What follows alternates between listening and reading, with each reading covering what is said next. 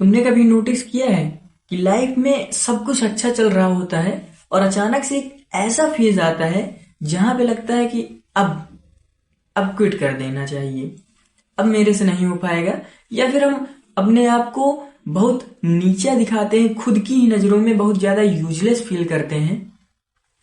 तो मेरे साथ भी कुछ ऐसा ही हुआ था। तो क्या होता है कि हम लोग अपने घर वालों की नजर में तभी तक एक अच्छे बच्चे होते हैं जब तक हम अपने खुद के ओपिनियंस या अपने खुद के डिसीजंस उनसे नहीं शेयर करते। तो मैंने भी ऐसे ही अपने ग्रैंडफादर से मैंने भी अपना डिसीजन दिया। उस टाइम पे क्या है ना कि मैं रेजिडेंशियल स्कूल में पढ़ता था, ठीक है। और मैं पिछले 1 महीने से स्कूल नहीं गया था क्योंकि मुझको कंटेंट क्रिएशन करना था, ठीक। अब क्या था कि उस रेजिडेंशियल स्कूल में फोन बिल्कुल नहीं अलाउ थे। अब अगर मुझको कंटेंट क्रिएशन करना है तो ऑब्वियस सी बात है कि मुझको फोन की जरूरत पड़ेगी। तो मैंने अपने ग्रैंडफादर से कहा कि मैं यहीं रह के एग्जाम दूंगा। मेरे प्री बोर्ड सेकेंड एग्जामिनेशन थे, तो मैंने कहा कि मैं अपने घर से ही एग्जाम दूंगा। मतलब मेरा दोस्त एक रहता है वहीं करबी में, तो वहां से एग्जाम देना ज्यादा इजी है, ठीक है। तो मैंने कहा कि मैं वहीं पे रहूंगा, वहीं से अपने एग्जाम दूंगा और फिर उसके बाद मैं फिर से घर चलाऊंगा जैसे एग्जाम खत्म हो जाएंगे। तो उन्होंने कहा कि नहीं, तुमको जाना है स्कूल, स्कूल में रह के एग्जाम दो, वहां से क्या दिक्कत है तुमको। अब मैं उनको क्या ही बताऊं कि मुझको कंटेंट क्रिएशन करना है, वो क्या ही समझेंगे। उनको तो लगता है कि मतलब ये सब क्या उसको कहेंगे कि सब खिलवाड़ है ना। तो फाइन, वो मान नहीं रहे थे। फिर मैंने जिद में अड़ा था और मैंने कह दिया कि मैं स्कूल नहीं जा रहा हूं, बात खत्म। थोड़ी देर शांति रही। फिर उनके बाद उसके बाद उन्होंने कहा कि ठीक है, जैसा दिखे वैसा करो, बड़े हो गए हो भाई, जैसा दिखे वैसा करो। लेकिन एक चीज जान लो कि अगर एक चीज बिगड़ गई तो फिर चीजें बिगड़ती चली जाती हैं। तो उस टाइम पे अपना था कि अरे जो होगी देखी जाएगी। तो अब ग्रैंडफादर के साथ मेरी अपनी इक्वेशन खराब हो गई, ठीक है। फिर अपना घर में जो भी हुआ जैसे भी हुआ, सब कुछ करने के बाद मैं 11 तारीख को अपने दोस्त के रूम पहुंचा। 12 तारीख से हमारे एग्जाम है, ठीक है। 11 तारीख को मैं अपने दोस्त के रूम पहुंचा और मेरा एक और दोस्त है सौभाग्य, जो कि जेएनवी में ही पढ़ता है, ठीक है। तो हम दोनों लोग घर से ही एग्जाम हमको देना था, तो हम दोनों लोग अपने दोस्त के रूम अनमोल मिश्रा, ठीक है, उसके रूम पहुंचे। वहां पे दोनों लोग थे। अब क्या है कि अब जैसे ही घर में आपकी कुछ भी हुआ हो, कितनी भी लाइफ आपकी बेकार चल रही हो, जैसे ही आप अपने दोस्तों से मिलते हैं तो एक नई ऊर्जा होती है, ठीक है। तो हम लोगों ने खाया पिया और खूब बकचोदी जो कि करते ही है, ठीक है, करा, एंजॉय किया, ठीक है। अब उस टाइम पे क्या था कि एक लड़की से हमारी चैटें चल रही थी, ठीक है। तो उससे हमारी बातचीत भी होती रही। अब उस दिन हमने प्लान बनाया कि आज पूरी रात जगेंगे। कल हमारा अगले दिन 12 को फिजिक्स का पेपर था। तो हमने थोड़ी देर पढ़ा, फिर उसके बाद 12-1 बजे के आसपास हमने वीडियो शूट किया अपने दोस्त का, ठीक है, उसका वीडियो हमने शूट करवाया। फिर उसके बाद हमने थोड़ा बातचीत उनसे की, ठीक है। तो ये सब हुआ, पूरी रात हम लोग जगे ऐसे ही अपना एंजॉय करते करते, ठीक है। सुबह 6 बजे की हमारी ट्रेन थी। 6 बजे हमको ट्रेन में बैठ के स्कूल निकलना था। ठंडी का मौसम था भाई। मैं और सौभाग्य एकदम मफलर वफलर बांध के किसी तरह, एकदम जनवरी का महीना था चूंकि, तो 12 जनवरी की सुबह 6 बजे हम लोग निकलते हैं, मफलर वफलर बांध के एकदम टाइट होके स्कूल पहुंचते हैं। अब क्योंकि पिछले 1 महीने से हम लोग स्कूल नहीं गए थे, जैसे कि मैंने शुरू में बताया कि हम लोगों ने स्कूल वालों को बता रखा था कि बीमार हैं और हम नहीं आ रहे, ठीक है। अब 12 तारीख को चूंकि एग्जाम था तो वो लोग हम ही को ढूंढ रहे थे कि एग्जाम देंगे कि नहीं देंगे। और जैसे ही हम एंटर करते हैं स्कूल में, 10 टीचर एकदम से हमको घेर लेते हैं, मानो एकदम से इनकाउंटर होने वाला हो हमारा, ठीक है। वहीं पे प्रिंसिपल सर खड़े हैं, हमारे फिजिक्स सर खड़े हैं और कई सारे टीचर खड़े थे, ठीक है। तो अब प्रिंसिपल सर ने हमसे पूछा कि क्यों नहीं आए भाई, तुम्हारे गार्जियंस कहाँ हैं, वगैरह वगैरह, गार्जियंस को बुलाओ, ऐसे कैसे तुम आ गए स्कूल। तो मैंने कहा कि हम एग्जाम देने आए हैं और एग्जाम देके फिर से वापस चले जाएंगे, हमको एंट्री नहीं लेना है स्कूल में, ठीक है। तो उन्होंने कहा कि नहीं, ऐसे थोड़ी होता है, तुमको गार्जियन बुलाना पड़ेगा, किसकी जिम्मेदारी होगी, तुम्हारे साथ कोई दुर्घटना हो गई वगैरह वगैरह। मैंने कहा भाई 18 साल का लौंडा है भाई, आएगा पेपर दे के चला जाएगा, उसमें क्या है। लेकिन वो कह रहे हैं कि नहीं, अगर आप स्कूल आएंगे, साइन होंगे गार्जियंस के, तब आप स्कूल आएंगे, आप एग्जाम देंगे, फिर उन्हीं के साथ जाएंगे। अब भाई, अब मैं उनको क्या बताऊं कि मैं घर से एकदम डिवोर्स लेके आया हूँ, ठीक है, एकदम से। कैसे बुलाऊं उनको, किस मुंह से बुलाऊं मैं उनको। तो उन्होंने कहा कि अपने घर का नंबर दो। अब हमने अपनी मम्मी का नंबर दिया। उन्होंने उनको खूब सुनाया कि आप अभी आइए, तुरंत आइए, या फिर कोई गार्जियंस हो आसपास के उनको भेजिए, ऐसे नहीं हो पाएगा। तो किसी तरह से फिर हमने एक लोकल गार्जियन वहीं के स्कूल के आसपास का जो एरिया है, वहीं से एक लोकल गार्जियन हमने पकड़ा और किसी तरह से उनको कन्विंस किया, बात बन गई। जाके हम एग्जाम सेंटर में बैठे, मतलब अपने एग्जामिनेशन हॉल में बैठे, और पिछले 26 घंटे से हम सोए नहीं है, ठीक है। रात भर जो है हम ड्रामेबाजी किए हैं, इंजॉयमेंट किए हैं, ठीक है। सुबह हम स्कूल पहुंचे उसी तरह, ठीक है। अब 26 घंटे से जगह नहीं, एग्जामिनेशन हॉल में बैठा दिया गया है, ठीक है। सुबह से हमको तुम सुनाए, वो अलग, ठीक है। आते ही स्कूल में घुसते ही तुमने एकदम से हमारे ऊपर तोप बरसा दी है, गोलियां बरसा दी हैं। अब इसके बाद उम्मीद क्या ही है कि पेपर अच्छा जाएगा।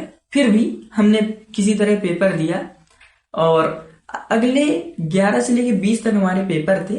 डेली हमारे साथ यही हो रहा है। सुबह 6 बजे हम स्कूल जा रहे हैं, शाम को 6 बजे अपने रूम पहुंच रहे हैं, 12 घंटे हमारे यहीं पे जा रहे हैं। किसी गार्जियन को पकड़ो, साइन करवाओ, मतलब देश भर की उनकी फॉर्मेलिटीज पूरी करो। ये रेजिडेंशियल स्कूल के चोचले हैं, इनसे आप नहीं बच सकते। तो किसी तरह हमने पेपर दिए, और मजे की बात यह है कि हमारे सारे पेपर ऐसे ही खराब चले गए। डेली स्ट्रेस में ट्रेन से आ रहे हैं, जा रहे हैं, रोज रात को 4 से 5 घंटे बस सो रहे हैं और बाकी दिन भर जग रहे हैं, ठीक है।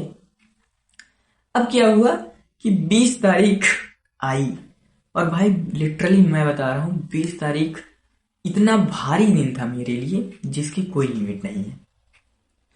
अब क्या है ना कि 20 तारीख को, अब मुझको पता है पूरे के पूरे मेरे एग्जाम्स खराब चले गए। जो मेरा यूट्यूब का एल्गोरिदम है ना, वो टॉक्सिक रिलेशनशिप में है मेरे साथ। मैं हर बार चेक कर रहा हूँ, कोई व्यूज नहीं, कुछ नहीं।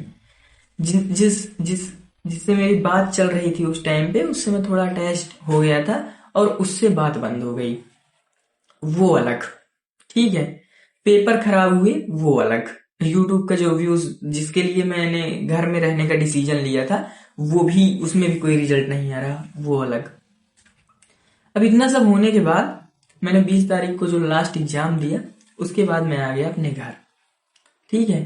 रात को 10 बजे बस में, अब समझ रहे हो कितना भारी सर लिए कि भाई मतलब सब क्या है, मतलब क्या सोचा था और क्या हो रहा है, मतलब nothing was going on the way I planned, ठीक है। जो मैं एक्सपेक्ट कर रहा था उसका एग्जैक्टली अपोजिट हो रहा था। 10 बजे घर आए। अब घर में तो पता है कि कैसे गए थे घर से, एकदम डिवोर्स वोर्स लेके समझ लो, ठीक है।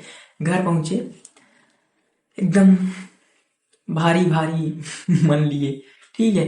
पहुंचे तो एक चीज होती है इंडियन फैमिलीज में कि आप, आपके घर में मतलब कुछ भी नाराजगी हो जाए, कितना भी आप इधर उधर कर लिए हो, जब आप घर पहुंचते हैं रात को, तो मम्मी आपकी जरूर एक बार आपसे पूछती हैं कि बेटा तूने खाना खाया कि नहीं।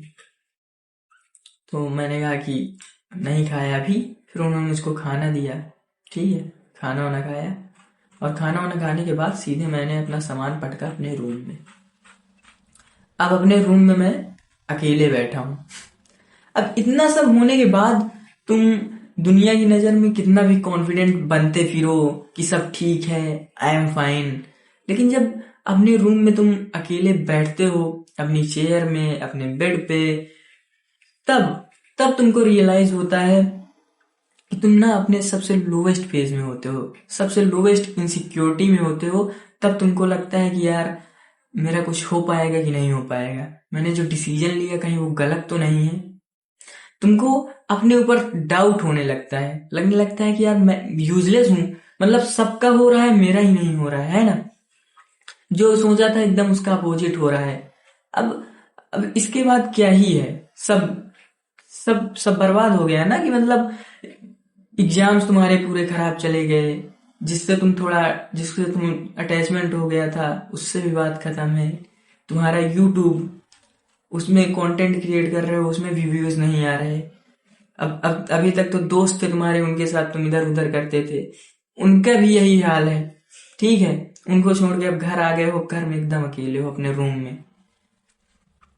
तो मैं भी ओवर थिंक कर रहा हूँ। ठीक है, रात को 1 बजे तक 2 बजे तक मैं ऐसे बैठा हूँ। ठीक है, 10:30 बजे से 1 बज गए, 2 बज गए, 2:30 बज गए, ऐसे ही बैठा हूँ, सोच रहा हूँ एक ही जगह पे, ऐसे इसी चेयर में मैं बैठे ऐसे ऐसे नाच रहा हूँ। ठीक है, फिर उसके बाद मैंने अपना फोन निकाला, और फोन निकाल के मैं ऐसे ही इंस्टाग्राम मैंने खोला, और पहली रील आई जाकिर खान की, और उसमें जाकिर भाई ने बोला कि एक ऐसी लाइन बोली जो मुझको सच में हिट कर गई,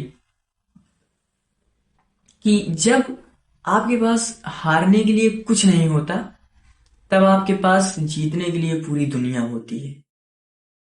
और वो लाइन भाई जो लगी है मेरे, मैं क्या ही बताऊं। फिर उसके बाद उन्होंने मुझे अभी याद है 4 लाइन की एक कविता टाइप की थी, कुछ उन्होंने बोला कि मैं शून्य पे सवार हूं। शून्य पे सवार हूं कि मतलब अब मेरे पास कुछ नहीं है। ठीक है, कुछ भी नहीं है, तो मैं शून्य पे सवार हूं, बेअदब सा मैं खुमार हूं, अब मुश्किलों से क्या डरूं, मैं खुद कहर हजार हूं, मैं शून्य पे सवार हूं, मैं शून्य पे सवार हूं। और भाई ये सुनने के बाद मैंने डिसीजन लिया कि यार अब ऐसे तो नहीं बैठे रह सकते, है ना। अब फिर से शुरू करेंगे, एक एक नई उम्मीद के साथ, एक नए भरोसे के साथ, एक नई एनर्जी के साथ फिर से स्टार्ट करेंगे, फिर से कुछ करेंगे। ऐसे हार मान के तो देखो नहीं बैठ सकते, ऐसे गिव अप नहीं कर सकते। और बैड फेज ये सबकी लाइफ में आता है भाई, हर बार जरूरी नहीं है कि जैसा आप प्लान करो एकदम वैसा ही हो।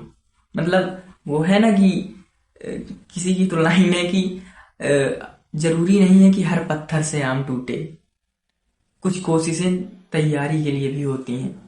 तो वही है, कई बार होता है कि हम लोग जो करना चाहते हैं उसमें फेल हो जाते हैं, कई बार चीजें हमारे एकदम विपरीत हो जाती हैं, बट उसी को लेके बैठे तो नहीं रह सकते, है ना। उसी को लेके बैठे तो आप नहीं रह सकते। तो मैंने उस दिन डिसाइड किया कि भाई अब करेंगे कंटेंट क्रिएशन फिर से स्टार्ट, फिर से पढ़ाई करेंगे, फिर से जो भी बिगड़ा है उसको बनाने की कोशिश करेंगे, एक नई शुरुआत करेंगे। और बस फिर मैंने सब फिर से करना भाई स्टार्ट कर दिया। ठीक है, जो हो गया सो हो गया, आगे बढ़ना है। ठीक है, and that's all. Thank you for watching till the end. और अगर इस स्टोरी से या फिर इस वीडियो से तुम्हारी लाइफ में कुछ भी वैल्यू ऐड हुई हो, या फिर तुमने कुछ भी सीखा हो, तो लाइक कर दो और कमेंट में जरूर बताओ कि ये वीडियो तुमको कैसा लगा। और ऐसे ही और वीडियोस देखने के लिए सब्सक्राइब कर लो। एंड माय नेम इज प्रतीक दुबे, जो कि मुझको शुरू में बताना चाहिए था, मैंने नहीं बताया। So thank you so much for watching.